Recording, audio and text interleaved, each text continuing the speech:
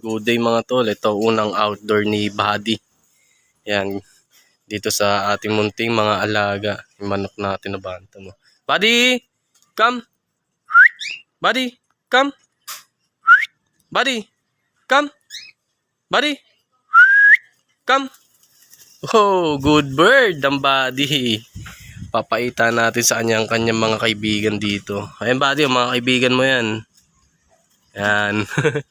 So yan. O, diba?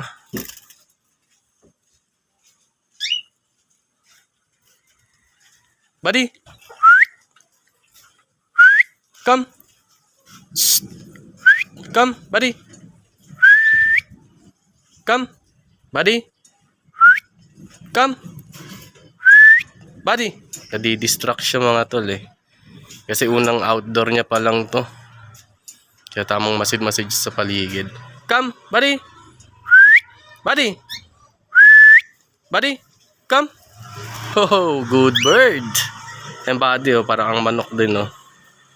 Yan Buddy, mga rabbit natin dyan, Buddy. Kalapate. Ito parakit, oh. Oh. Kita mo yan, Buddy? Mga pinsan mo yan. Tutuwa yung mga ibon, oh. Sabi ako din. Yan Buddy, oh. Dito kita ikukulong Buddy. Yan, set up natin yan. Yan magiging bago mong bahay Buddy. O, isa pa. Sunod lang Buddy ah. Come. Buddy, come. Oh, good bird. Good bird ang Buddy natin ah. Yan, pagmasdan mo na yung paligid mo dito Buddy. Tamang masid-masid siya mga tol. Oh. Sabi, ayos pala dito sa labas, ang liwanag. Nakakalabas lang siya mga tol pag nagbabike ako, tas pag sinasama ko siya.